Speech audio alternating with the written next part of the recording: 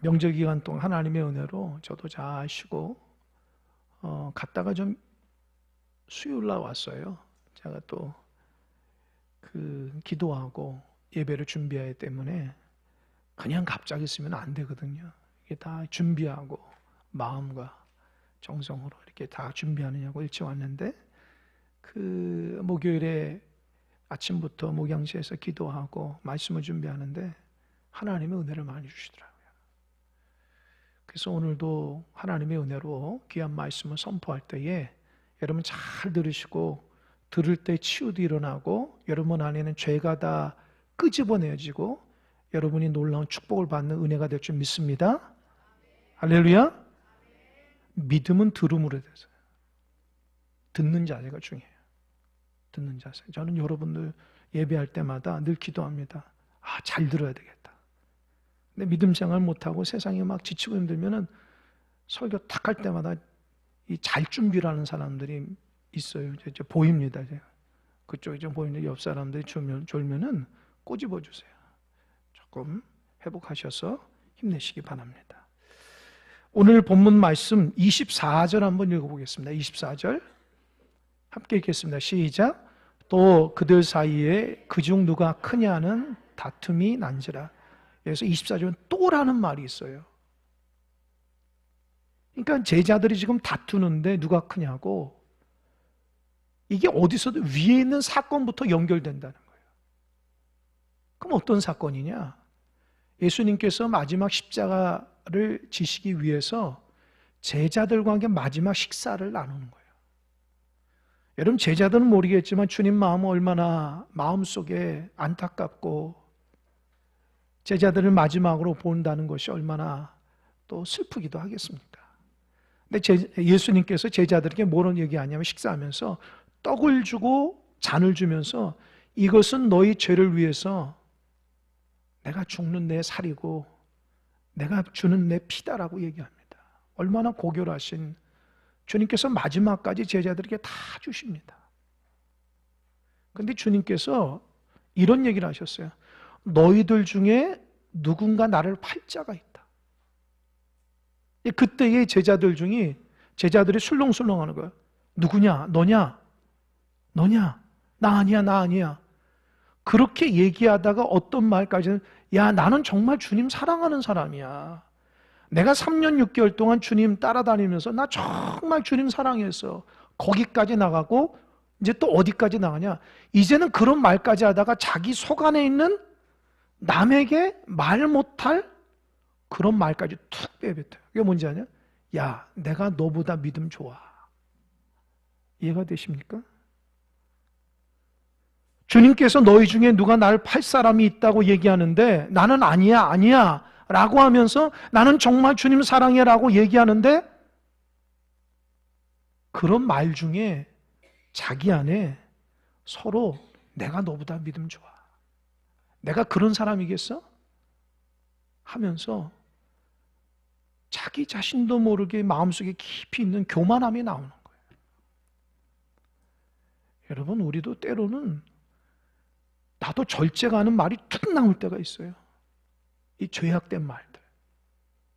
남들은 모르는데 어느 순간 딱 나오거든요.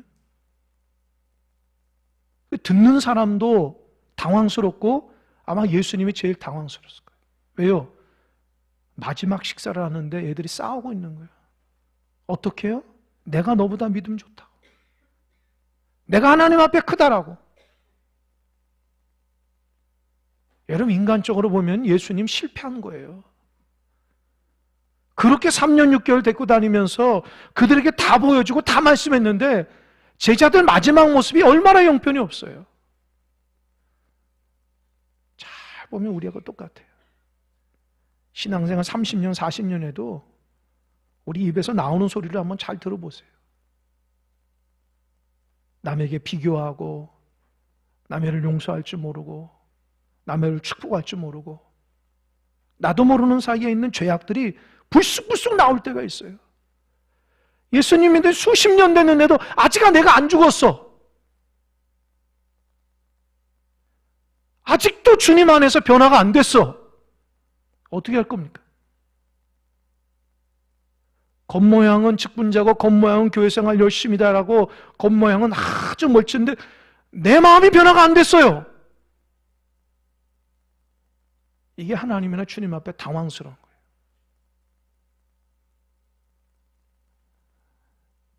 주님이 얼마나 안타까우겠어요. 야, 내가 너희들을 3년 6개월 동안 그렇게 가르쳤니? 그래서 안타까운 마음 주님이 얘기합니다. 사실은 제자들이 그렇게 서로 경쟁을 하면서 내가 너보다 높다고 생각하고 내가 너보다 더 잘났다고 하는 말들은요, 그게 메시아가 아닌 잘못된 거예요. 또 세상적인 세속적인 신앙관이 들어서 그래요. 제자들은요, 주님 따라다니면 한 자리 할 줄 아는 거예요. 주님께서 능력을 행하면 나도 그런 능력으로 사람 앞에 인정받고 대단한 권세가로 그렇게 될 줄 아는 거예요. 주님의 십자가를 지고 하려고 하지 않습니다. 근데 놀랍게도 우리들도 마찬가지예요. 여러분, 십자가 지시려고 신앙생활하는 사람이 몇 분이나 되겠어요? 다 축복받고 어떻게 하면 예수님 통해서 인정받아가지고 남보다 더 잘 살고 나도 모르는 사이에 그것이 내 신앙의 근본이 되어버렸어요.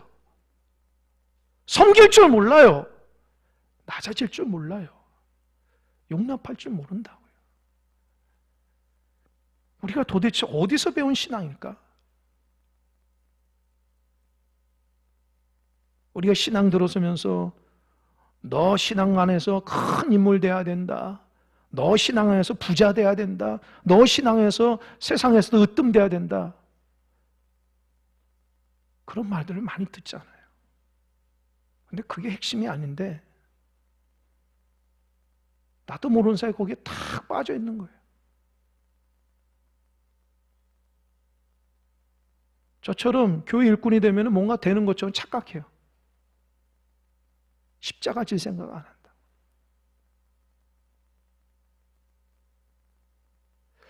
참 얼마나 주님의 마음이 아프실까. 그러면서 주님께서 이런 얘기를 하십니다. 25절 함께 읽겠습니다. 시작. 예수께서 이르시되 이방인의 임금들은 그들을 주관하며 그 집권자들은 은인이라 칭함을 받으나 26절까지 너희는 그렇지 않을지니 너희 중에 큰 자는 젊은 자와 같고 다스리는 자는 섬기는 자와 같을지니라.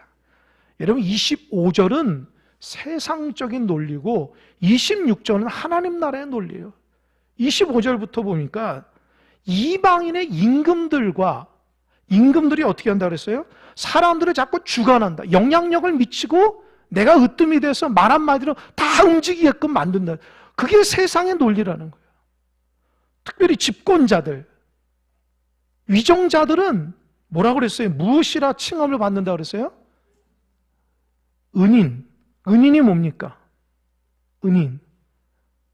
우리가 은인 그러죠. 당신의 은인, 나에게 은혜를 베풀어 준 사람. 그 은인이에요. 그 은인이 뭐냐면 에우에르 게테스라는 말이 헬라어로. 이게 뭐냐면 업적이나 공로를 세워가지고 남한테 인정받는 칭호를 받는 말이에요. 그러니까 집권자들이, 위정자들이 권세를 가지고 사람들한테 좋은 일을 해요. 좋은 일 하는 이유가 뭔지 아세요? 진짜 좋아서가 아니라 그 사람들한테 인정받고 존경받기 위해서 좋은 일을 하는 거예요. 은인이라고 칭함받기. 아, 저 사람 때문에 내가 정말 잘 살고 저 사람 때문에 내가 정말 좋아. 그 집권자들은 백성들이나 사람들에게 잘해주려는 목적이 아니라 자기가 높아지려고 하는 그 칭호를 받으려고 그런 일을 한다는 거예요. 그게 세상의 논리라는 거예요. 여러분, 세상 사람들이 자기 인정받기 위해서 좋은 일 많이 합니다. 진짜 선해서 하는 사람도 있지만 대체로 인정받고 존경받고 높임받기 위해서 그런 일을 한다는 거예요. 그러니까 주님께서 얘기해요. 세상의 사람들은, 임금들은 사람들을 막 좌지우지하고 사람들한테 인정받으려고 막 애를 쓰는데 너희들은 그렇지 말아야 된다.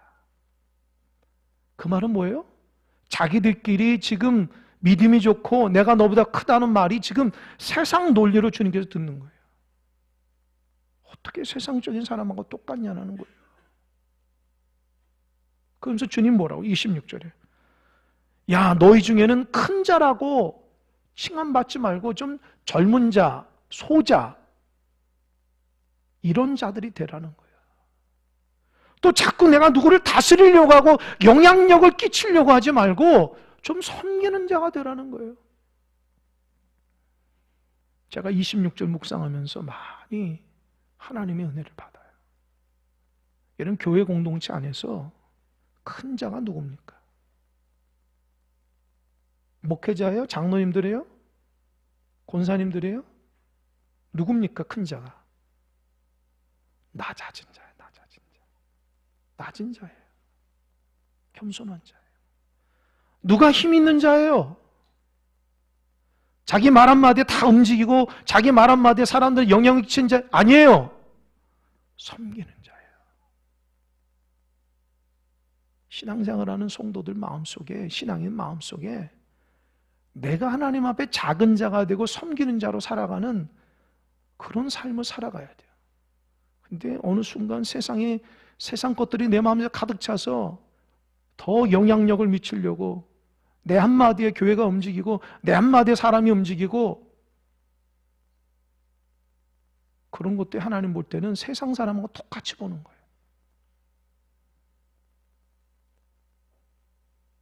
여러분 그런 것에 마음 뺏기지 마십시오. 하나님께서 원하시는 것은 섬기는 자예요. 군림하는 자가 아니라고요. 우리 교회를 세우시고 지금도 우리와 함께 하신 주님은요, 섬기는 자로 있는 거예요. 근데 왜 우리가 잘못된 생각으로 살아갈까요? 그런 것들이 우리를 힘들게 만들어요. 낮아지고 섬기면 하나님께 큰 은혜를 주실 텐데 자꾸 높아지려고 하고 영향력을 갖추려고 하니까 마음속에 욕심들이 일어나는 거예요. 그래서 용납을 못하는 거예요. 왜요? 내 마음대로 안 되니까. 세상도 마찬가지예요. 다 자기 마음대로 자기가 높임받고 자기가 잘 되려고 하니까 그게 충돌이 있는 거예요. 여러분 섬기는 자로 있는 사람이 무슨 충돌이 있겠어요? 낮은 마음으로 소자처럼 살아가는 사람에게 무슨 어려움이 있겠어요? 섬기려고 살아가고 믿음 안에서 주님을 바라보며 살아가는 사람에게 무슨 스트레스가 어디 있어요? 높아지려고 하니까 부딪히고 높아지려고 하니까 스트레스를 받는 거예요. 주님께서 십자가를 지고 따라오라 하는 그 말씀 따라 살면 참된 자유인데 우리 십자가를 팽개치고 보자만 보는다고. 보자만. 우리 공동체는 그런 공동체가 되면 안 돼요. 하나님 기뻐하지 않아요. 목회자는 저나 우리 성도들도 한 마음이 되어서 서로 낮은 마음으로 섬기는 자세로 하나님의 아름다운 공동체를 이루어가야 됩니다. 할렐루야. 이게 하나님께서 원하시는 거예요. 주님께서 오시겠으면 이렇게 얘기해요. 27절 앉아서 먹는 자가 크냐 섬기는 자가 크냐 앉아서 먹는 자가 아니냐 그러나 나는 섬기는 자로 너희 중에 있다. 주님이 얘기합니다. 야, 식당에서 앉아서 먹는 사람이 크냐? 그 음식을 나르는 사람이 크냐? 누가 커요? 앉아서 먹는 사람이 크지 않아. 근데 주님은 나는 섬기는 자로 너희 중에 있다. 그 말은 뭐예요? 이 섬기는 자가 뭐예요? 시중 두는 사람이라. 잘 들으십시오. 주님은 우리 가운데 시중 두는 사람으로 오셨다는 거예요.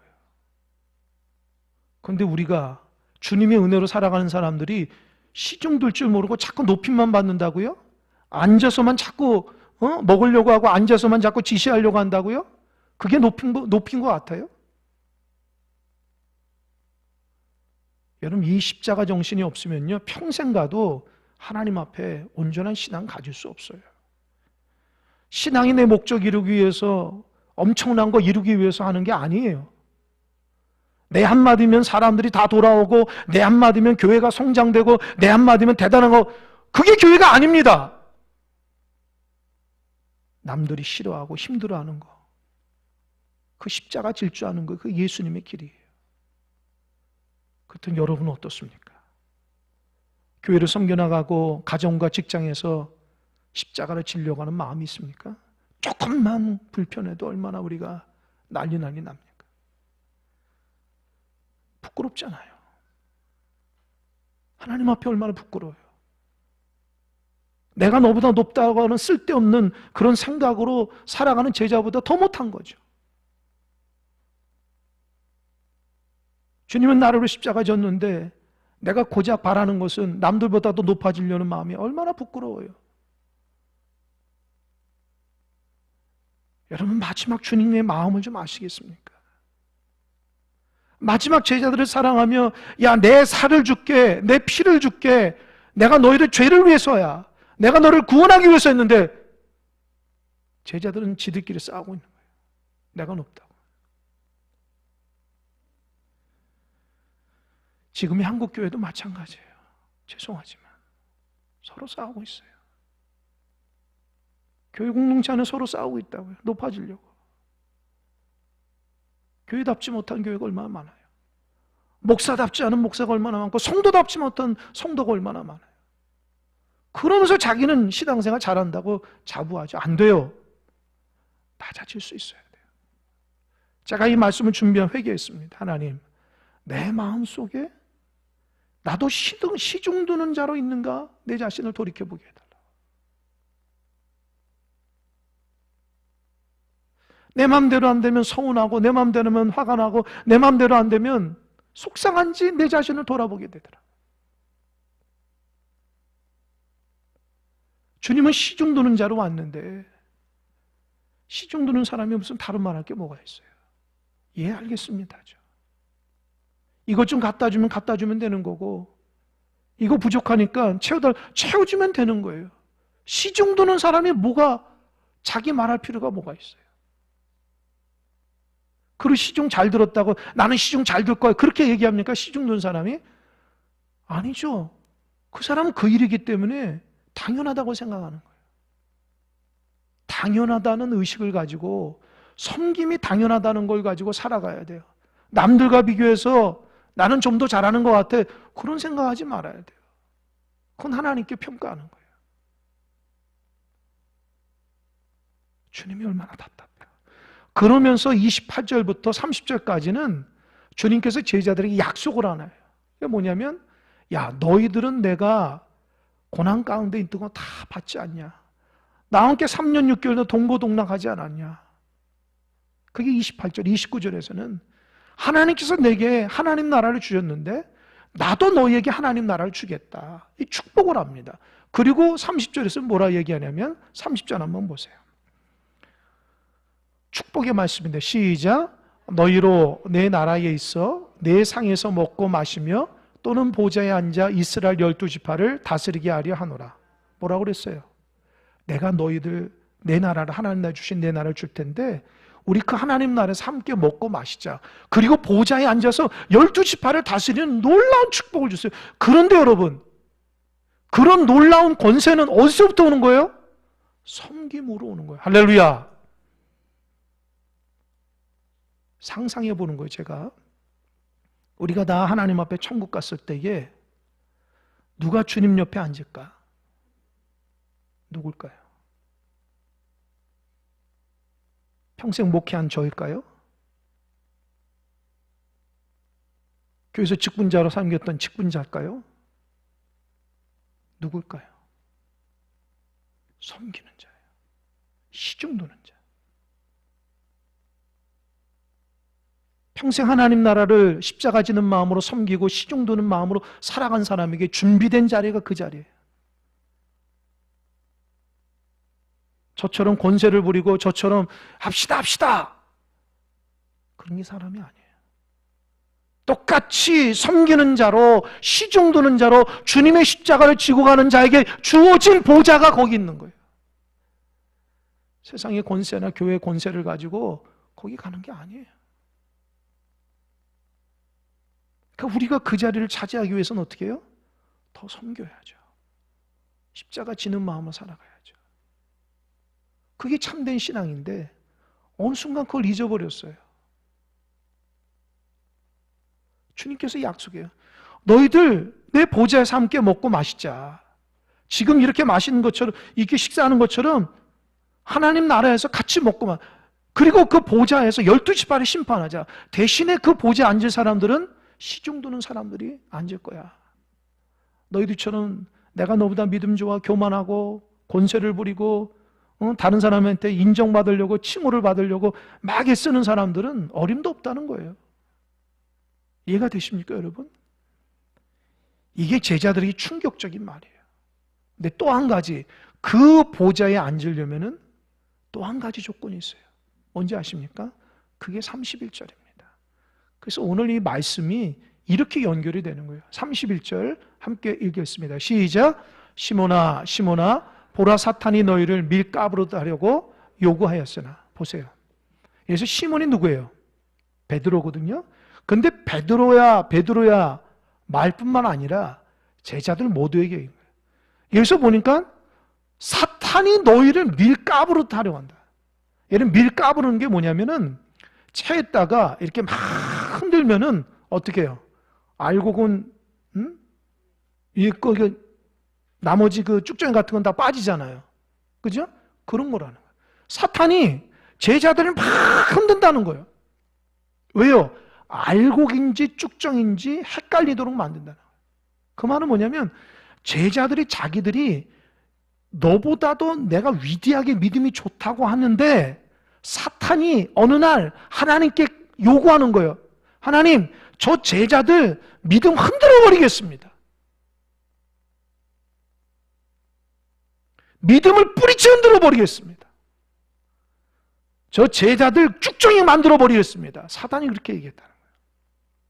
근데 여기서 중요한 게 자막 한번 보세요. 31절. 사탄이 너희를 밀가부로 하려고 뭐 했다고 그랬어요? 뭐 했다고요? 누구한테 요구했을까요? 누구한테 요구했을까요? 잘 들으세요. 하나님께 요구한 거예요. 여러분, 여기서 중요한 게 있어요. 사단이 우리를 괴롭히고 사단이 우리를 시험하는 것도 하나님의 허락하에 있다는 거 아시기 바랍니다. 엉뚱한 사람들은 사단을 무서워한다고요. 사단의 모든 활동은요, 하나님의 영향력 안에 있는 거예요. 할렐루야. 사단을 두려워하지 마세요. 무슨 사단이 무슨 뭐 이렇게 뿔 달리고 뭐 이렇게 눈 찢어지고 이런 사람도 아세요? 이런 존재인지 아세요? 아니에요. 사단도 하나님의 주권 안에 있다는 거예요. 그러니까 사단이 예수님의 12제자들 믿음을 흔들려고 하나님께 허락을 받는다는 거예요. 근데 여기에서 한 가지 궁금한 거죠. 왜 하나님은 사탄을 무찔러야지 사탄이 왜 제자들이 시험 받게끔 만들까? 여러분, 나중에 보니까 어떻게 해요? 제자들이 시험 받아요. 왜 하나님은 사탄이 제자들이 시험 받도록 가만둘까요? 왜 허락했을까요? 여러분, 어떻게 생각하세요? 사단이 우리를 건들 때에 왜 하나님 용납했을까요? 왜 그랬을까요? 여러분도 넘어질 때 많잖아요. 왜 하나님 그거 허락했을까요? 두 가지요. 첫 번째, 하나님은 우리를 시험할 때에 이게 딱 한정적으로 우리를 시험해요. 그게 뭐냐면은 시험을 이길 수 있게끔 만큼만, 시험 당할 때에 벗어날 수 있는 만큼만 하나님 우리에게 시험을 주시는 거예요. 완전히 넘어지지 않는다는 거예요. 그게 어디서 나오냐? 여러분, 욥기서에 보면 욥기서에 처음 시작했을 때의 천상회의가 나와요. 하나님이 딱 앉아있는데, 보좌있는데 천사들이 딱 둘러찼는데 거기에 사탄이 있습니다. 그리고 하나님 뭐라 하냐면, 야, 너희들 두루 다니면서 욥 같은 사람 못 봤지? 욥은 신실한 사람이야. 얼마나 진실한지 몰라. 내가 인정한다. 그러니까 그 중에 사탄이 하나님 앞에 참소합니다. 하나님, 그 욥이 그렇게 신앙 좋은 거요. 하나님 축복 줘서 그래요. 하나님 축복 거두가면요, 욥은요 하나님 앞에 원망불평할 거예요. 하나님 뭐라고 그랬어요? 아니다. 내가 아는 욥은 내가 준 축복 다 가져가도 절대로 나를 원망하지 않을 거야. 그래서 사단에게 그 생명만 건드리지 말고 욥을 시험하라고 그래요. 진짜 사단이 가서 욥을 시험합니다. 집을 무너뜨립니다. 자식을 다 죽입니다. 갖고 있는 모든 가축들을 다 빼앗깁니다. 하루아침에 거지가 되어버린 거예요. 그때 욥이 뭐라고 그랬어요? 내가 알몸으로 나왔는데 내가 다시 알몸으로 들어간다. 하나님이 주셨으니까 주신 자도 하나님이요 취하신 자도 하나님이 나는 여전히 하나님을 찬양한다. 할렐루야. 무너지지 않았어요. 그때 욥이 우리였다면 우리는 아마 원망했을 거예요. 솔직히 말해보세요. 하나님 여러분 갖고 있는 다 가져갔다는 생각해보세요. 욥처럼 얘기할 사람이 어디 있어요? 사실 우리가 하나님 주신 것 때문에 그렇게 믿음생 하는 거라고요. 사실 사단이 말하는 게 어느 정도 맞을 때가 있어요. 가난하고 병들고 연약하고 아프고 힘들고 어려우면 그때도 정말 하나님을 진실하게 사랑할 수 있냐는 거예요. 그런데 욥은 정말 그렇다는 거예요. 두 번째 천상에서 하나님 그러는 사탄을 봐라. 내가 말했잖아. 욥은 신실해. 내가 준 축복 때문에 저는 믿음 생활하는 거 아니야. 그랬더니 욥이 또 참수합니다. 하나님께서 욥에게 건강 줘서 그래요. 건강 빼앗으면요. 욥은요 하나님께 원망불평할 겁니다. 그 신앙 안 할 겁니다. 하나님 그래. 아니야. 욥은 그런 사람이 아니야. 그래서 뭐라고 그랬어요? 사탄에게 생명만 건들지 말고 시험해라. 사단이 가서 욥의 몸에 악창을 줍니다. 머리부터 발끝까지 악창을 줘요. 어느 날 욥이 너무너무 아파서 기아 조각을 가지고 제 가운데 자기 다리를 벅벅 긁고 있을 때 아내가 그걸 보고 아내가 뭐라는지 아세요? 야 욥아, 너가 믿는 하나님이 진짜 있냐? 야, 하나님께 욕하고 죽어라. 그때 욥의 아내는 무너져요. 신앙이 무너져요. 그리 신실했던 욥의 아내는요, 욥이 그렇게 신실하게 하나님 섬겼는데 하나님께서 물질 다 가져가고 병까지 주니까요 무너집니다. 근데 욥은 어떻게 해요? 무너지지 않아요. 그의 믿음을 지킵니다. 여러분 욥기서가 42장인데 42장을 보면 욥이 나중에 회복이 됩니다.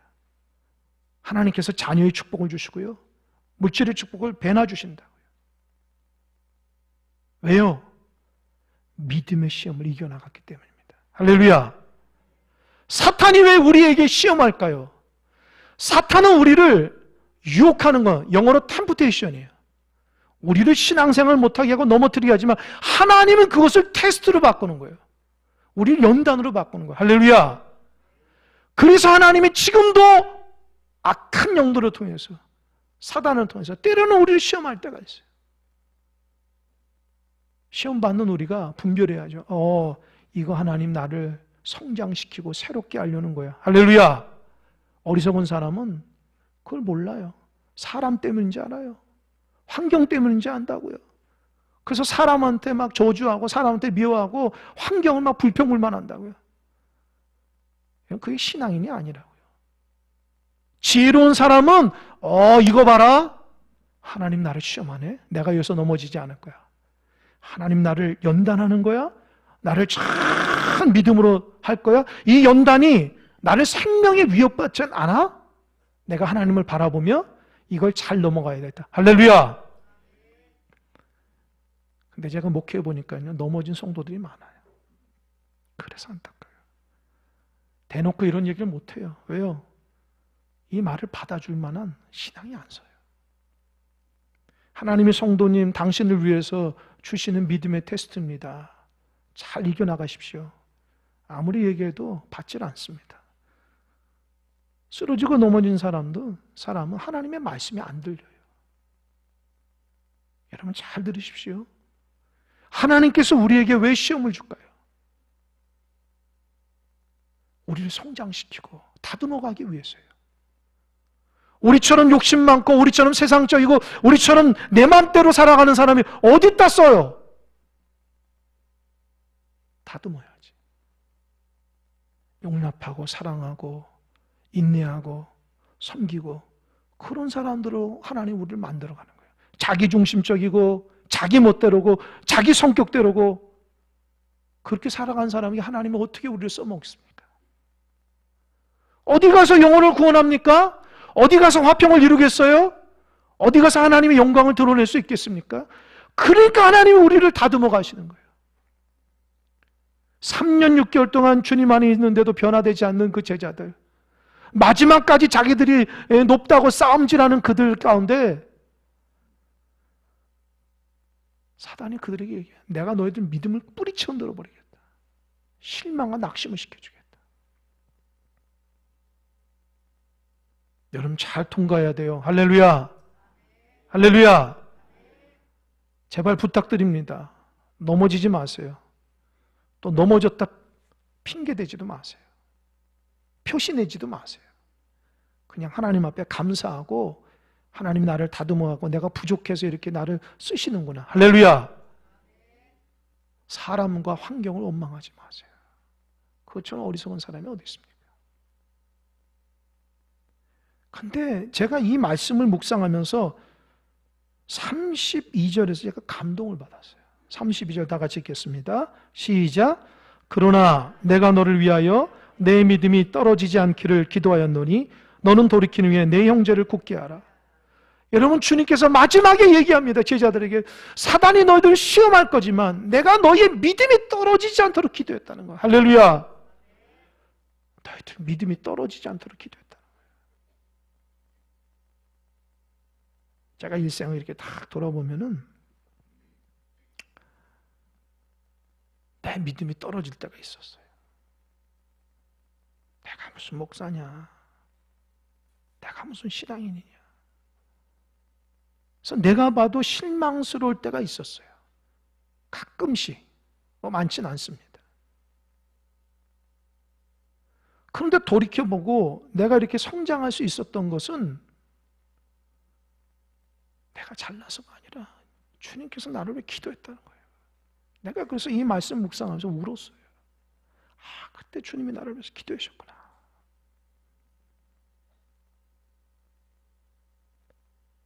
내가 교만 방지하고 나밖에 모르는데 그 어려움 당할 때에 내가 지금껏 믿음 생활할 수 있던 주님이 나를 위해서 기도하셨구나. 아주 큰 위로가 돼요. 그래서 너무너무 감사하더라고요. 지금도 어렵고 힘들 때에 많습니다. 사실 목회하면서 너무너무 어려울 때가 많아요. 다 말 못합니다, 여러분에게. 아마 여러분이 목회하면 여러분 벌써 두 손 두 발 다 들었을 것 같아요. 저도 여러분과 똑같은 사람이에요. 포기하고 싶을 때가 많아요. 그런데도 하나님께서 이렇게 꾸역꾸역 하나님의 사역을 할 수 있었던 것은 내가 인내심이 많아서가 아니라 하나님이 나를 위해서 기도하고 있었다는 거예요. 아들아, 너 넘어졌냐? 너 믿음 떨어지지 않도록 내가 기도하고 있다. 눈물이 나요. 그래서 그 주님 사랑 때문에 일어나서 사역을 하는 거예요. 내가 여러분보다 특별해서가 아닙니다. 여러분도 마찬가지예요. 여러분들 남들보다 특별해서가 아니라 형편없지만 주님께서 기도하고 있기 때문에 그 기도의 힘으로 오늘도 우리가 살아가는 것임을 잊지 마시기 바랍니다. 그런데도 하나님 사랑할 줄 모르고 예배할 줄 모르고 기도하지 못한다고요? 말이나 됩니까, 여러분? 진짜 하나님께서 우리에게 기도를 딱 놔봐요. 사탄의 밥이 돼서 죽어요. 타락한다고요. 우리 믿음 떨어지지 않도록 주님께서 기도하고 있기 때문에 그래도 요만큼 정도 신앙생활 할 수 있는 거라고요. 그러니까 우리가 감사할 줄 있어야지. 교만하면 안 돼요. 그 은혜로 신앙생활 하는 거예요. 그리고 주님께서 우리를 회복시키냐? 32절 다시 보세요. 그러나 내가 너를 위해서 내 믿음이 떨어지지 않기를 기도하였느니 너는 돌이킨 후에 내 형제를 굳게 하라는 거예요. 하나님이 우리를 왜 세웠어요? 연약한 자들을 잘 세우라고. 할렐루야. 하나님이 왜 우리에게 직분 주셨냐고요? 연약한 자 잘 돌보라고. 할렐루야. 그 직분 가지고 뭐 하려고 그래요, 여러분? 그 사명 가지고 뭐 하려고 그래요? 형제를 다 돌보라고 하는 거예요. 하나님이 이제껏 우리를 신앙생활하는 것도 옆에 있는 넘어지고 쓰러진 연약한 자 잘 돌보라는 거예요. 그런 사람들 손가락질 할 겁니까, 여러분? 저거 원래 믿음 생활 저래. 그렇게 판단하실 거예요? 우리도 하나님의 은혜로 살고 있는데 누굴 판단하고 누굴 정죄해요? 넘어진 자를 이렇게 세우고 나도 한땐 그랬어. 넘어지지 마. 주님이 우리를 기도하고 있어. 힘내. 할렐루야. 그게 교회 공동체예요. 쟤 원래 넘어지는 애야. 쟤 원래 믿음 없었어. 그렇게 교만하게 얘기할 거예요? 자기한테 얘기하는 거 똑같은 거예요. 하나님이 살려줬으면 그 은혜로 연약한 자를 돌보고 섬기고 사랑하고 위로해줘야죠. 자, 우리가 부족하고 연약하고 하나님 앞에 온전치 못하구나 그 생각이 드는 거죠. 여러분 주님의 위로로 은혜로 신앙생활하고 있다는 잊지 마시기 바랍니다. 잘나서가 아니에요. 솔직히 주님의 기도가 없이는 여러분 교회 못 나옵니다. 신앙생활 못해요. 그런데 그걸 가지고 자기 어떤 믿음과 자기 어떤 자기 독특한 모습 아닙니다. 하나님의 은혜예요. 그것이 깨달아질 때 하나님 사랑할 수 있고요. 남도 사랑할 수 있는 거예요. 나처럼 이렇게 부족한데 내가 누굴 정죄해요? 오늘도 하나님 나 불쌍히 여겨주세요. 여러분 죄인이기 때문에 새벽에 나와서 기도하는 거예요. 내가 잘나서가 아니고요. 오늘도 하나님의 은혜로 하나님께 기도하지 않으면 버틸 수 없으니까 기도하는 거지. 내가 너보다 영성이 좋고 그래서 기도하는 게 아닙니다. 여러분 주님의 마음을 마음속에 새기십시오.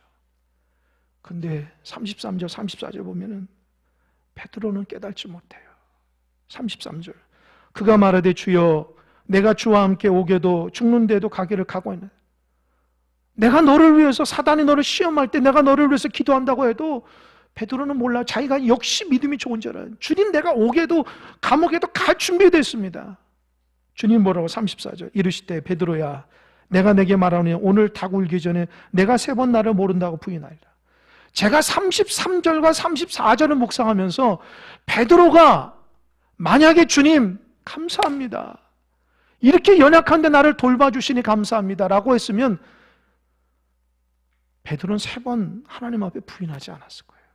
왜요? 그릇이 되니까. 그러니까 여전히 교만하고 여전히 자기 멋대로고 여전히 자기가 신앙이 좋다니까 닭 울기 3번 주님 앞에 넘어진 거예요. 넘어진 자들이 있습니까? 왜 그래요? 내가 아직도 교만해서 그래요. 내가 주님 안에서 뭐가 되는 것 같고 대단한 것 같으니까 넘어지는 거예요. 주님 나는 부족해요. 연약해요. 나처럼 이런 사람이 어디 있습니까? 은혜로 살아가는 사람이 어떻게 넘어져요?